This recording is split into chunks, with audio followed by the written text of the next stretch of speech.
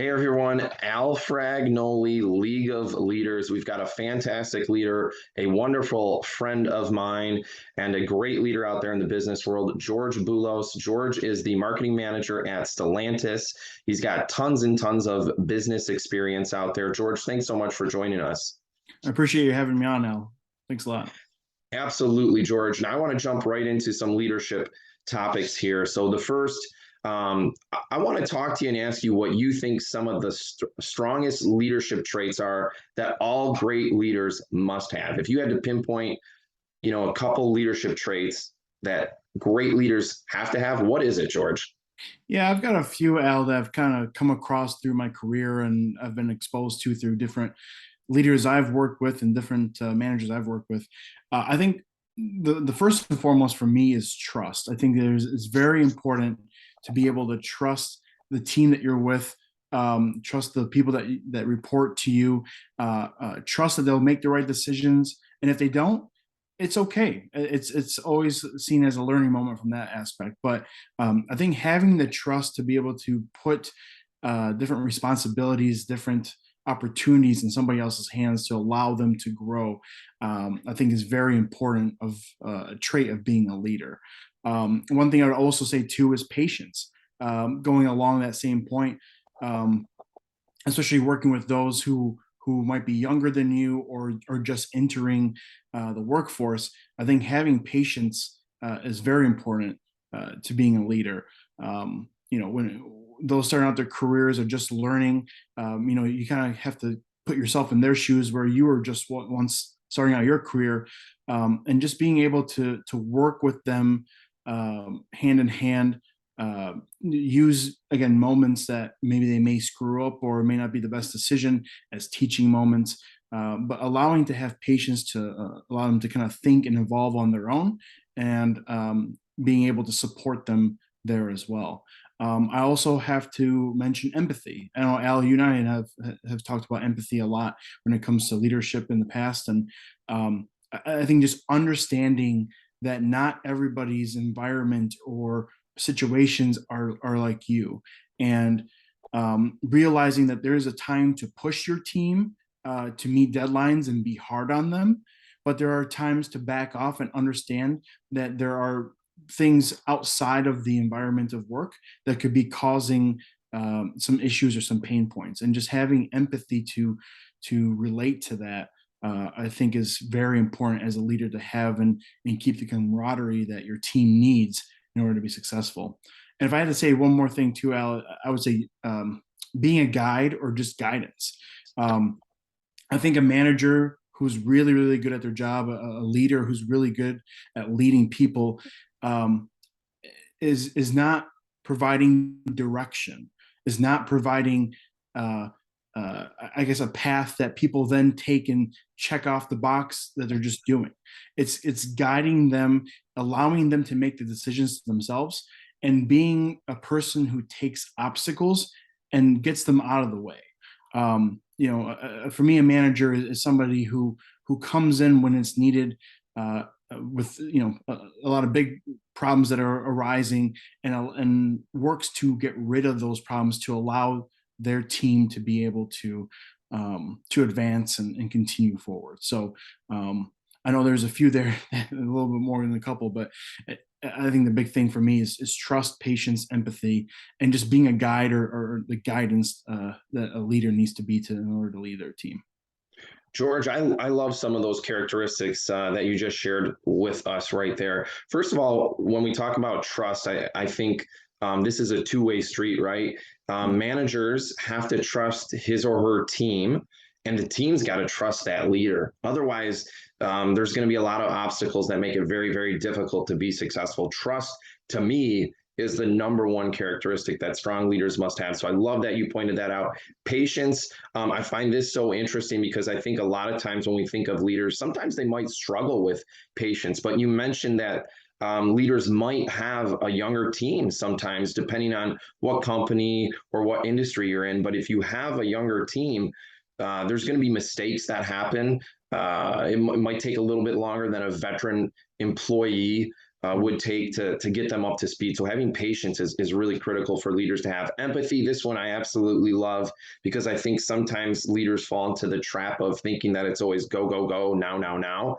And showing empathy, George, is critically important. As you mentioned, I love that you talked about when you related it to empathy, you brought up that not everybody's environment is the same as yours. And leaders have to understand that people are coming from all sorts of different backgrounds, different socioeconomic statuses, different family structures, family dynamics, and all of everything that happens at an individual's home translates to what happens at the workplace, right? So really showing empathy, knowing, you mentioned knowing when it's time to push and when it's time to really take a little bit of a step back is critical for leaders. And this is the one characteristic that I think leaders struggle with quite a bit. So I love that you pointed that out. And guidance. When you said being a guide, I ultimately thought of the great leaders are really not managers, they're coaches.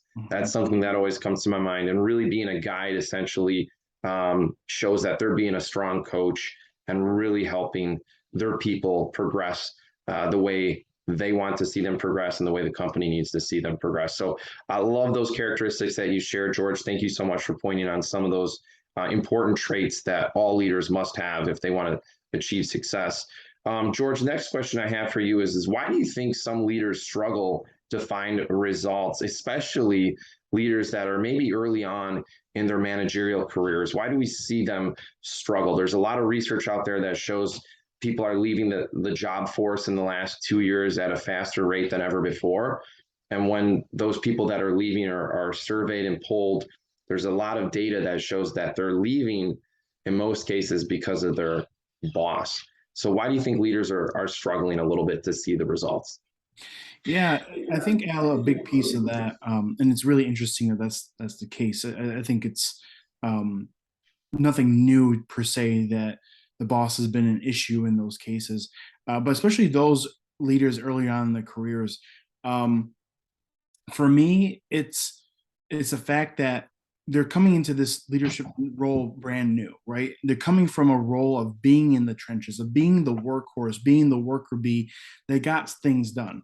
Now all of a sudden you're shifting to a leadership role where you are relying on others to do that work, right? You and I both are very hard workers. We know the quality, we know the effort that we put in and the quality of work that comes out from that.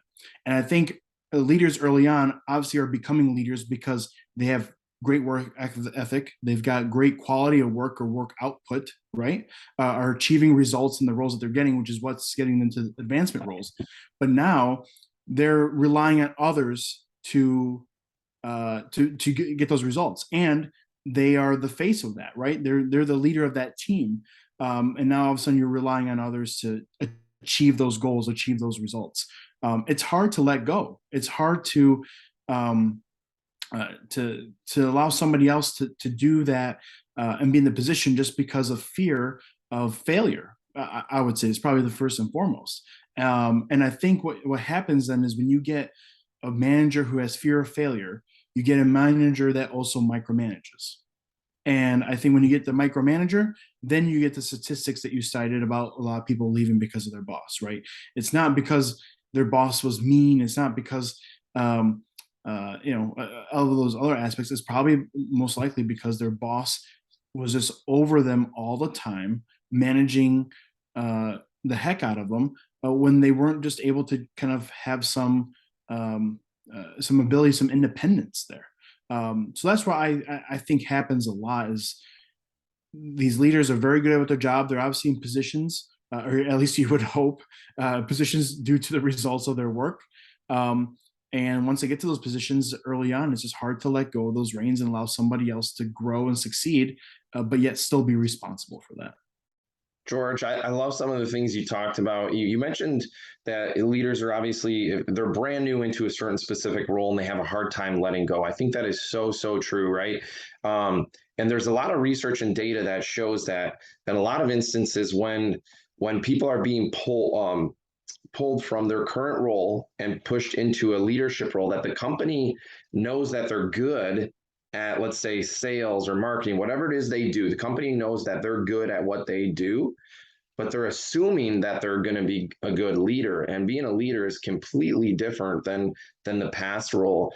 You mentioned that they have a hard time letting go. They got a fear of failure, which leads to the micromanagement. They want to be in control of the entire situation, and it's really through coaching and teaching that they have to really, really learn how to step away from what their previous role was and get to a position of the leadership role, and how they need to be able to teach and coach the people that are reporting to them to be successful. That's really what it comes down to, and I think you nailed it so very well with some of the key points that you put forth there and that you shared with us. Because again, when a new manager comes into this role, they want to, see success right away. They want to achieve results. They want to show the higher ups that they're doing a great job, but they don't know how to lead, right? And that comes from the company providing the resources there to make sure that they can be successful leaders. And a lot of times they have that fear of letting go. They want to still control everything,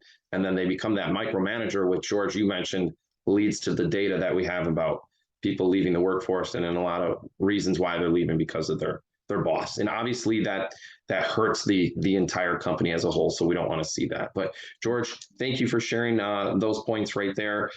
George, we're going to wrap it up with what are some of the things that you would suggest to a younger person or somebody that's looking to get into a more of a leadership role within their company or a different company. You've got extensive background in management, and you've shifted roles quite a bit. So I want to hear some of your thoughts in regards to some ways people can move into management roles. Yeah, that's a good question, Al. I got a couple items to share with kind of the younger group that's willing to move up to these roles. First and foremost, for me, is ask questions. I think so many times we get so caught up in just getting a manager's decision, a leader's decision, and running with it and just doing it. Ask questions. Ask them how they came to the decision. What factors caused them to come to that reason or that rationale. What history or background should you be aware of as to that type of decision? Don't just kind of check the box just to check the box, but just ask the questions and learn. Because what's going to happen, Al, is that if you ask a question, you learn about it, you understand the thought process that leader, that manager had. I can guarantee you that scenario is going to come up again in some sort of fashion, and you'll have that experience to answer that question yourself and not have to go back to your leader or your manager or whoever that is to seek guidance on that. And that just shows evolution. That shows your ability to evolve, to understand, to advance when you're kind of making those decisions. And over time, Al, if those continue to happen, those decision making terms and pinpoints are becoming higher and higher, or more and more important in the decision making tree. That way, you are starting to make decisions that your leader would make versus looking to consult them in that job. So I think asking questions and not just checking off the box and doing it, but asking the process, the methodology, the thinking behind why, I think is always good to do. The second point I would say too, Al, is if you can, get a mentor, get a coach, get a group of friends, somebody you can trust, that you can bounce off of, ideas off of. Doesn't have to even be the same industry. I think having friends, a coach, a mentor, whatever a person might be, is very important just to get advice. Not everybody thinks the same way that you do. And I think being able to get different opinions and different ideas is very, very key. And I think having those who are in your field, having those that are not in your field, gives you different angles, different ways to look at certain scenarios that can help evolve and grow.